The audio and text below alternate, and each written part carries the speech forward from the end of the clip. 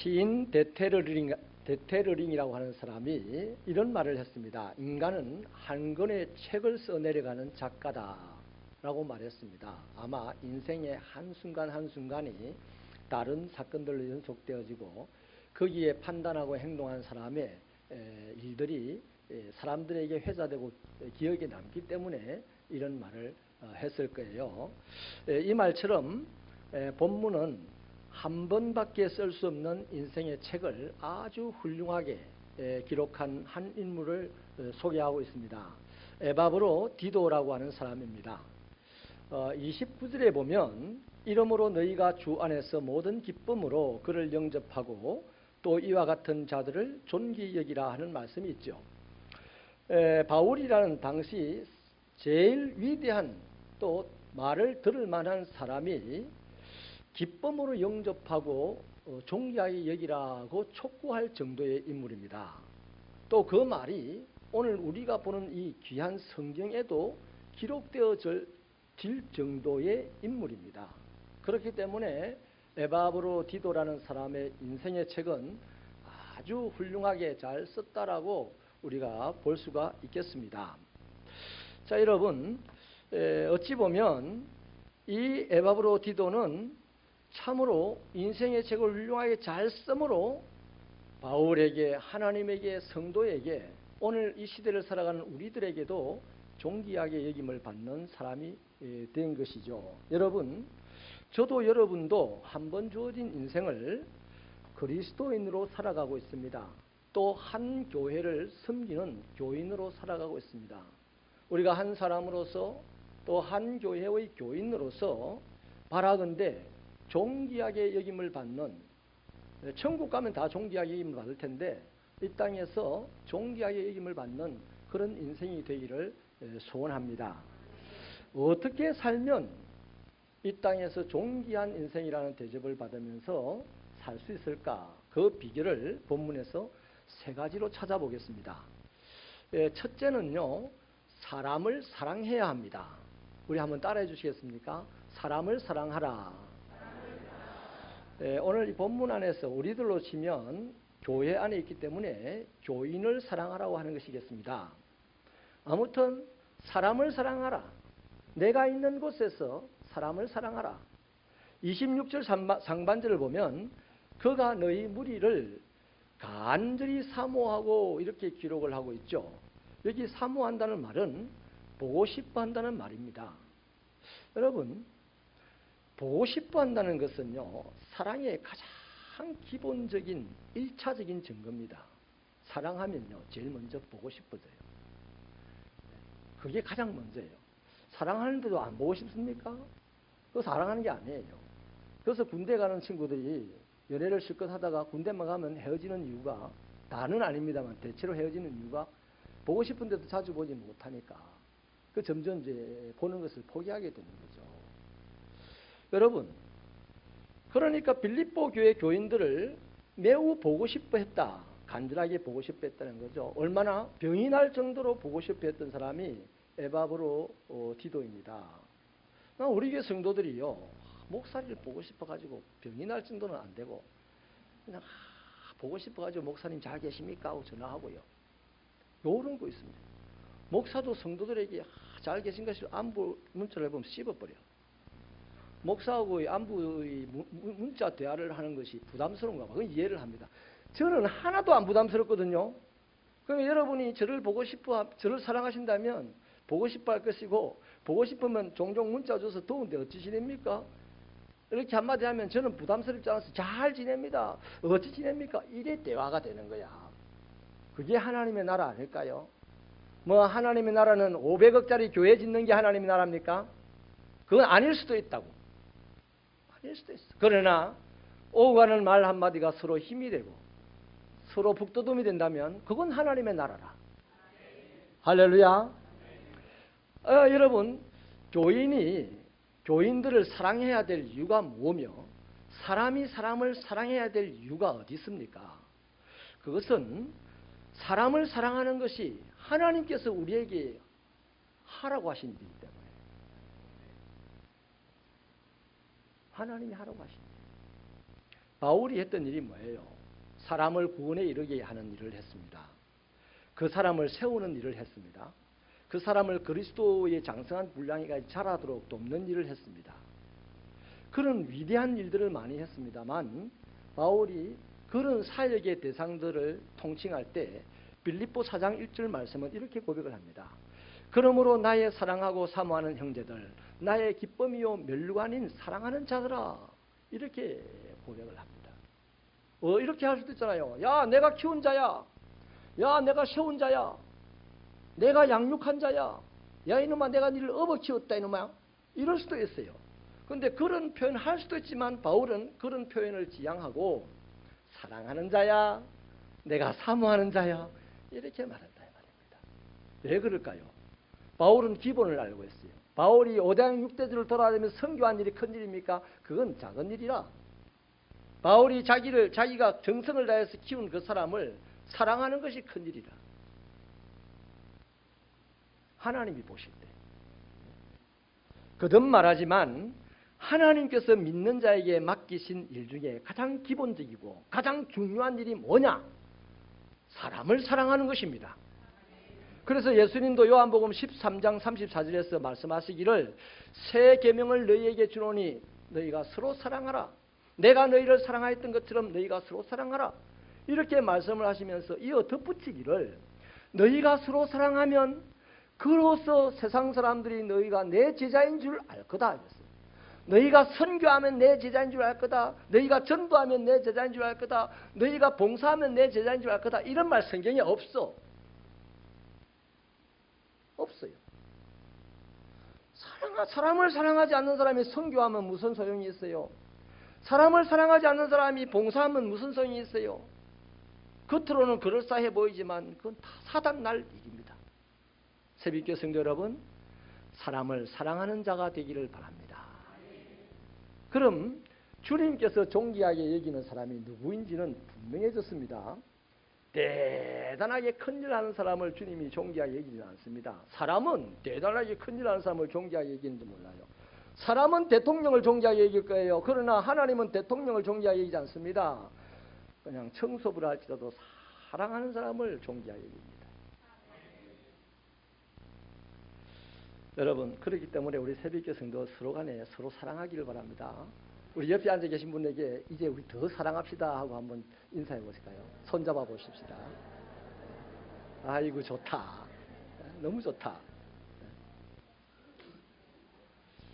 그러면 이제 사랑하기로 했으니까 보고 싶어야 돼.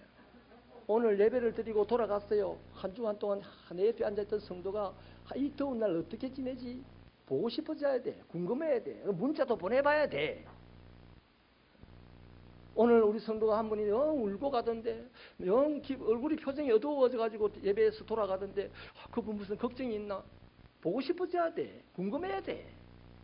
또 궁금하다고 수사반장처럼 캐고 들어가지 말고 궁금해서 자꾸만 문자도 보내보고 무슨 일이 있냐? 잘 지냈냐? 내가 기도해 줄게. 이게 사랑이다. 여러분, 그리스도인이 교인을 사랑할 때에 드디어 사람은 할 수 없는 어마어마한 하나님의 일들을 가능케 하는 에너지가 그 안에서 막 솟아납니다. 사랑하지 않으면 돈이 있어도 하나님의 일 못해. 사랑하지 않으면 박사학위가 10개가 있어도 하나님의 일 못해. 사랑하지 않으면 힘이 그냥 천하장사라도 하나님의 일 못해.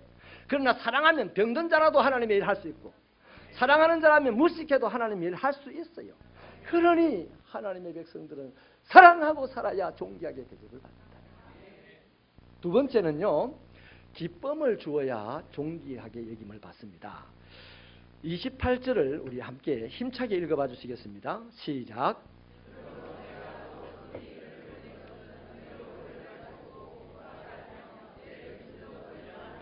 아멘. 바울은 에바브로디도를 빌립보 교회에 급하게 보냈다고 합니다. 이유가 뭔가 하니 빌립보 교회 교인들을 기쁘게 하기 위해서라고 해요. 그렇기 때문에 이 에바브로디도라는 사람은 빌립보 교회 교인들을 기쁘게 하는 사람임에 틀림이 없잖아요. 자, 상대방을 기쁘게 하는 것은 어떻게 가능하냐? 상대방을 기쁘게 하고 싶은 마음은 있어. 그러나 상대방을 기쁘게 하는 방법을 몰라. 근데 상대방을 기쁘게 하려고 하면요, 먼저 내 마음 자세를 점검해야 됩니다. 좀 이타적인 사람이 돼야 돼. 내 중심의 사람이 아니고 상대방의 입장을 살펴보고 상대방의 입장에 서주고 상대방을 배려하는 그런 마음을 가진 사람만이 상대방을 기쁘게 할 수 있는 사람입니다. 그래서 여러분, 에바브로디도가 얼마나 다른 사람의 입장을 먼저 생각했는지 또 소중하게 생각했는지를 26절이 잘 보여주고 있어요. 26절을 우리 한 번 더 읽어주시겠습니까? 시작. 그가 너희 무리를 간절히 사모하고 자기가 병든 것을 너희가 들은 줄을 알고 심히 근심한지라. 여러분 생각을 해보십시오. 본인이 지금 병이 걸렸습니다. 심각하여서 죽을 병에 걸렸다고 그래요. 근데 이 에바브로디다가 자기 죽을 병에 걸린 걸 근심한 게 아니라 자기가 병 걸렸다는 소식을 들은 빌립보 교인들을 근심했다. 그건 뭔 말입니까? 나로 말미암아 빌립보 교인들이 걱정을 지금 태산같이 하겠구나. 이랬으면 안 되는데. 예? 여러분 왜 그럴까요? 빌립보 교인들이 걱정하는 것이 더 큰 문제다 이거예요.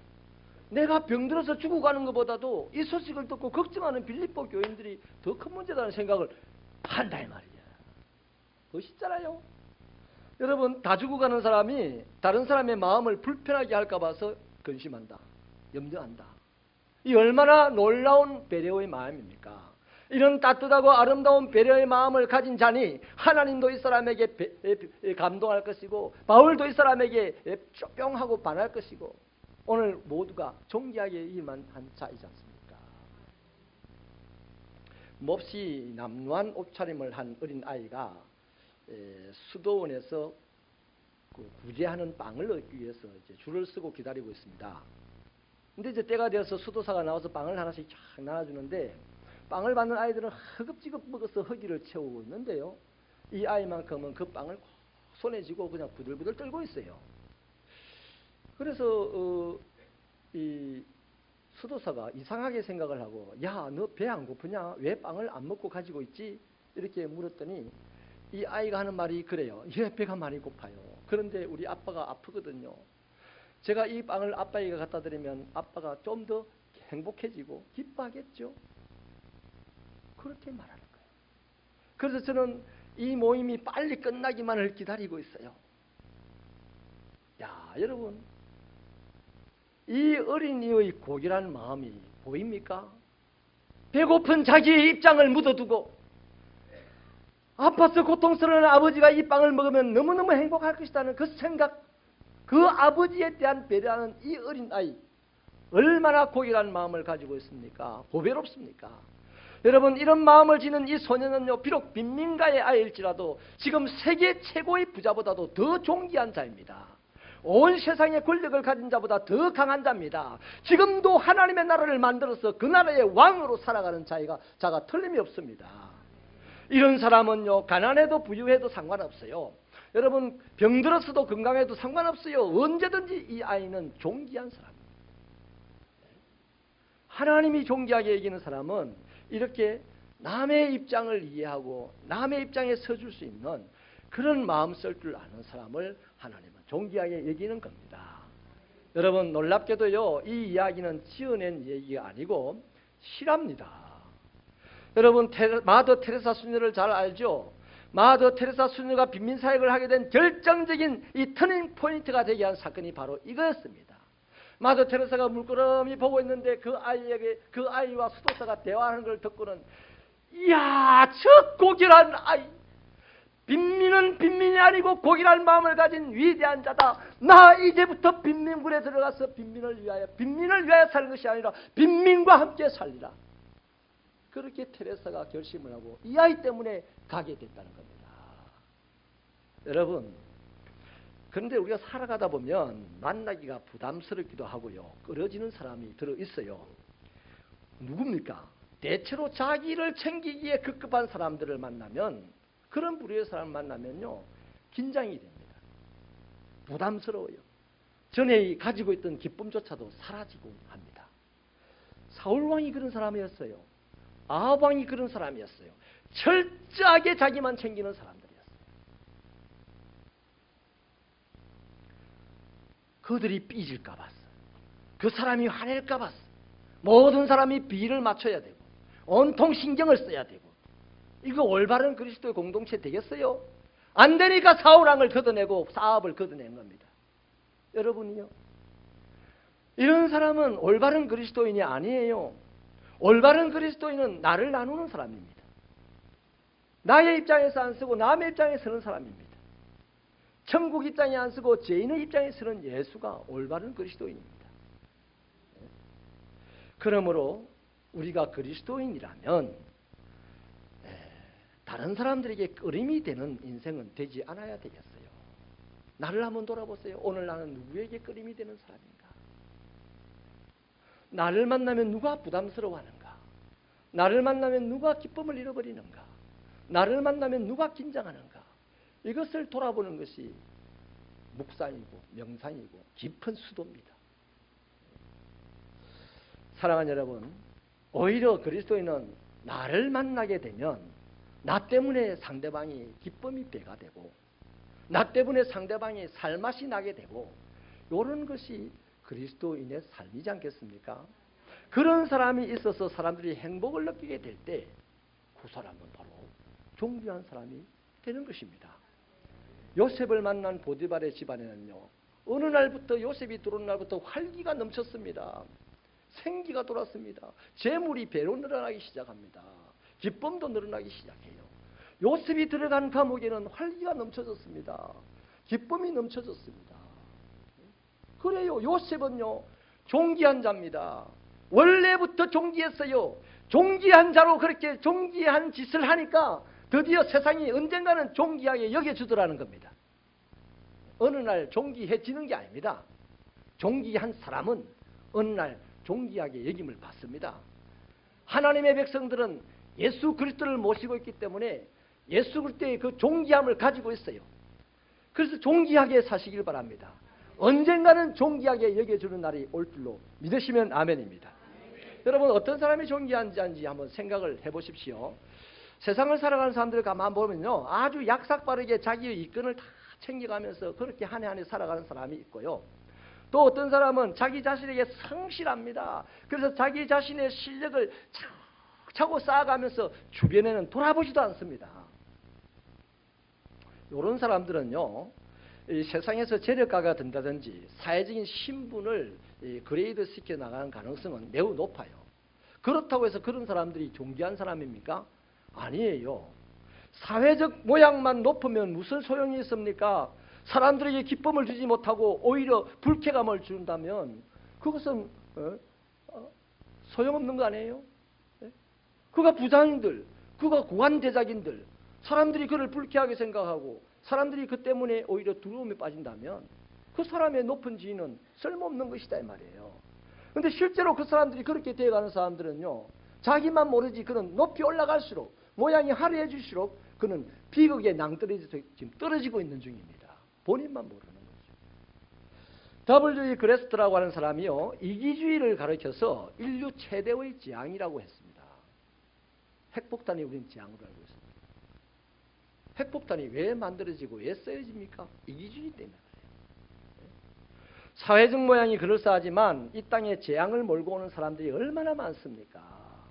너무나 많아요. 그러나 이 땅에 감동을 주는 작은 일 하나로도 감동을 주고 기쁨을 주는 사람은 눈을 씻고도 찾아보기가 쉽지 않습니다. 그런 차원에서 큰 일이 아니라 작은 일 하나라도 기쁨을 만들어내는 일을 해야 되고 감동을 조성하는 일을 해야 되는 곳이 교회고, 그런 사람이 그리스도인이어야 합니다. 우리 새벽교회 그렇게 되기를 바랍니다. 세 번째는요, 주를 위해 헌신해야만 존귀하게 여김을 받습니다. 30절을 힘차게 읽어봐 주시겠습니다. 시작.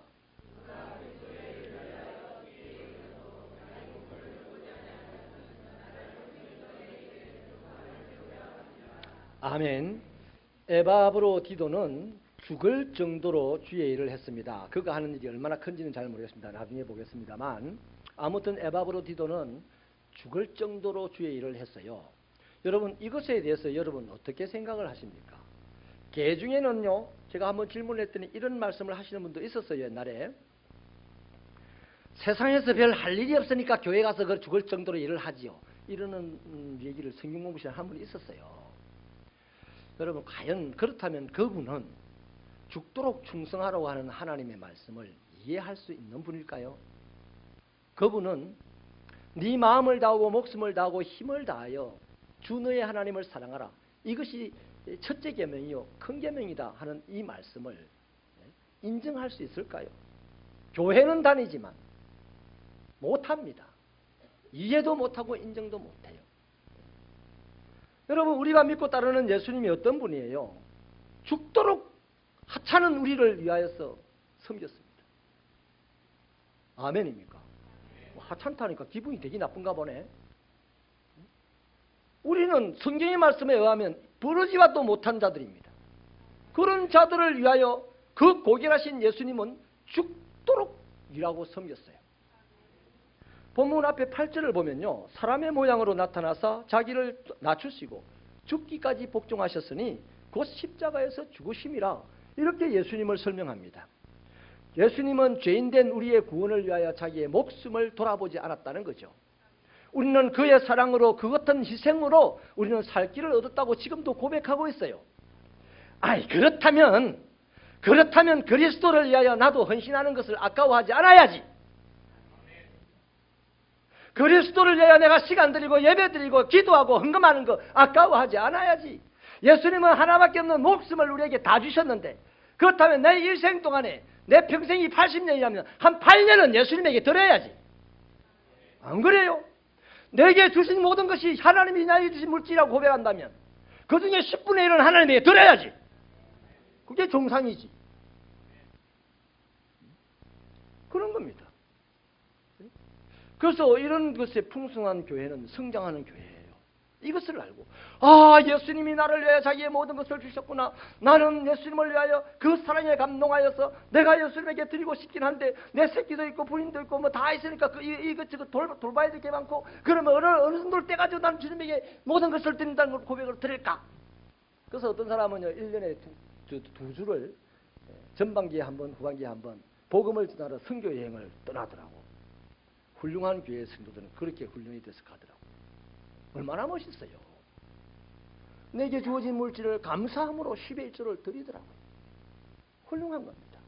17절에 보면요, 예수님을 따르는 바울 자신도요, 이렇게 얘기합니다. 내가 관제로 드리겠다 이래. 주의 일에. 주의 일에 관제로 드리겠다. 뭔 말입니까? 자기를 사랑하여서 죽어주신 예수님을 깨닫고 보니 이제 예수의 일에 나를 드리고 싶은데 내 생명을 다 쏟아부어 드리고 싶다. 쏟아부어 드릴 거다 그랬어요. 그리고 그 다음에 그것을 가장 영광스러운 거라고 생각을 합니다. 할렐루야. 여러분, 죽음에까지 이르러도 아낌없이 생명을 드릴 만한 가치가 있다는 것을 발견했던 거예요. 어떤 것이 인생의 행복이고 어떤 것이 인생의 성공입니까? 많은 불을 가지고 이 더운 날 에어컨을 방방이 다 23도 이하로 틀어놓고 그냥 막 밍크 코트를 걸치고 그냥 시원하니까 그렇게 사는 것이 행복이고 그것이 인생의 성공입니까? 세상은 그렇다 그래. 하나님 나라는 그게 아니에요. 우리는 세상이 그렇다니까 맨날 우리는 가슴이 아프고 맨날 우리는 억울하고 비참할 때가 있고 그런 거라. 근데 여러분, 하나님의 집에 잘 오셨어요. 하나님의 집에서는 그게 성공이고 그게 행복이 아니라 그래. 하나님의 집의 성공이 뭐냐, 행복이 뭐냐 하는 것은요, 내가 목숨을 주고 들어도 아깝지 않아야 할 만한 위대한 목표를 발견하고 그 목표를 향하여서 어떤 비바람이 몰아쳐도 한 걸음 한 걸음 나아갈 때 그때 행복감이 막 솟아납니다. 더러운 질병도 그냥 떠나갑니다. 모든 악한 것들이 떠나갑니다. 내 생명력이 그냥 왕성하게 일어납니다. 그리고 마지막 그 목적지에 도착했을 때 그때가 성공이라는 겁니다. 이런 가치관의 전환이 필요한 시대가 오늘 우리 시대입니다. 우리는 지나간 수십 년 동안 성공신학에, 번영신학에, 성장신학에 그냥 매몰되어 가지고 예수 믿으면 부자 된다, 예수 믿으면 건강해진다, 이런 데에만 빠져 있는데요. 그래 부자 돼가지고 예수 배반해버리고, 그래 건강해가지고 예수 배반해버리고, 오늘 이러한 비극의 구렁텅이에 빠져있는 우리의 모습에서 이제 가치관의 전환이 필요합니다. 예수 믿으면 예수 따라가야 돼. 예수 따라가기 힘드니까 한 걸음 따라가도 행복해지고 두 걸음 따라가면 더 행복해지는 거예요. 그리고 끝까지 따라가면 그게 성공이야. 할렐루야. 오늘 김 목사 설교 잘하지요? 죄송해요. 원고에 없는데 하나님이 주시는 것 같아요. 사랑하는 여러분, 목숨을 걸 만큼 위대한 목표를 발견했습니까? 그 목표를 향하여서 나아가고 있습니까? 이제 그걸 발견해야 돼요. 예수 믿는 사람. 그래서 거기에 헌신할 때에 행복해지고, 거기에 헌신할 때에 목적지에 반드시 주님의 도움으로 도착하게 되고, 그때 성공자라는 소리를 듣게 되고, 그게 바로 존귀한 자의 인생이라는 것입니다. 여러분, 놀라운 점은요, 에바브로디도가 죽기에 이를 정도로 한 일이 무엇이었는가, 이걸 찾아봐야 돼요. 오늘 이 전체적인 일은요, 예수께서 계획하신 일이고, 그 일을 사도 바울이 주도적으로 감당하고 있는 일이고, 그 사도 바울의 일에 빌립보 교회가 단체로 협력하고 있는 일입니다. 그럼 에바브로디도는 뭔 일을 하냐 이거야. 이름은 이미 났어. 예수, 바울, 빌립보 교회. 근데 이 에바브로디도는 앞에 보니까 사자라고 했어요. 심부름꾼이다 이 말입니다. 뒤에 보니까 부족한 점을 채우는 자라 했습니다. 뭐예요? 남이 큰 일 하다가 흘린 작은 일 하는 사람이래요. 바울의 급사요, 빌립보 교회의 심부름꾼에 불과한 사람이었습니다. 그런데 에바브로디도는 그 일에 목숨을 걸고 했다는 거야. 우리는 주동자가 될 때 목숨을 걸 수는 있어요. 그러나 따라가면서는 절대 목숨을 안 걸어. 기분 나쁜데. 이 이상한 신보들이 교회 안에 있어서 교회는 온전히 나가지 못할 때가 많은 겁니다. 사랑하는 여러분, 바로 이 하찮은 일, 남들이 알아주지 않는 이 일을, 그러나 바울의 급사를 안 해주면 바울이 어찌 일을 감당하겠습니까? 빌립보 교회에 심부름을 안 해주면 빌립보 교회가 어찌 이 바울을 도울 수가 있겠어요? 그건 아무리 하찮은 일이지만 반드시 해야 되는 일이라. 근데 우리는 큰 일은요, 안 해도 돼. 돈 없으면 못하는 일이잖아요. 그런 일 하려고 100년을 기다리는 사람이 있으면 안 돼. 지금 작은 일, 하찮은 일, 남들이 알아주지 않는 일, 그 일을 지극히 작은 일에 충성하였으니 큰 일을 맡기는 하나님의 역사를 보려면 지금 남들이 알아주지 않는 일이랄지라도 이것이 주의 일이라면 목숨 걸고 최선을 다해서 해본다 이겁니다. 그 사람이 존귀한 사람인 거예요.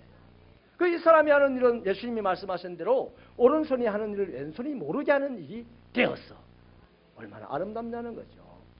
에바브로디도는 자신이 하는 이 하찮은 일, 에바브로디도가 이 일을 통해서 명예를 생각했다면 일 안 하지. 그러나 에바브로디도의 일의 목적은 명예가 아니고 주님의 나라가 이루어지는 것이었습니다. 그 주님의 나라가 이루어지기를 바라서 이 하찮은 일 안 하면 안 된다. 여러분, 우리가 옷을 입고 있는데 잘 입었는데 제가 바지 지퍼를 안 올리고 덜렁덜렁다닙니다. 그 이상한 인간 아니에요, 그 보기에. 근데 한 번 정도는 그러면요, 실수로 그럴 수도 있어요. 아니야, 한 10번은 실수로 그럴 수 있어요. 그럼 맨날 늘고 돌아다니면 중학교 앞에가 뭐라 하겠습니까, 그거? 그럼 몹쓸 인간 되는 거예요. 바지 지퍼 올리는 일은 작은 일입니다. 그러나 바지 지퍼를 안 올리면 그 사람 인격이 이상해 보여. 그 아름다운 옷이 안 된다 이 말이에요. 추한 인격으로 바뀐다 이 말이에요.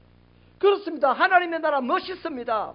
그러나 작은 일에 충성하는 사람이 없으면 하나님의 나라는 세상이 엉망진창으로 보인다 이 말이에요. 이런 비극이 없기를 주님의 이름으로 축원합니다. 바로 이런 것이 존귀한 그리스도인들의 이런 자세예요. 자기가 받은 일도 아니고 자기가 주도하는 일도 아니고, 하지만 일이 내가 이걸 하지 않으면 빵꾸 난다는 그 부분을 이름도 없이 빛도 없이 메꿔 나가는 그 사람 때문에 하나님의 나라는 아름답게 세워지는 것입니다. 말씀을 마치겠습니다. 모든 그리스도인들은 이 땅에 육체로 살아가는 동안 존귀하게 여김을 받고 싶어하는 마음은 다 있어요.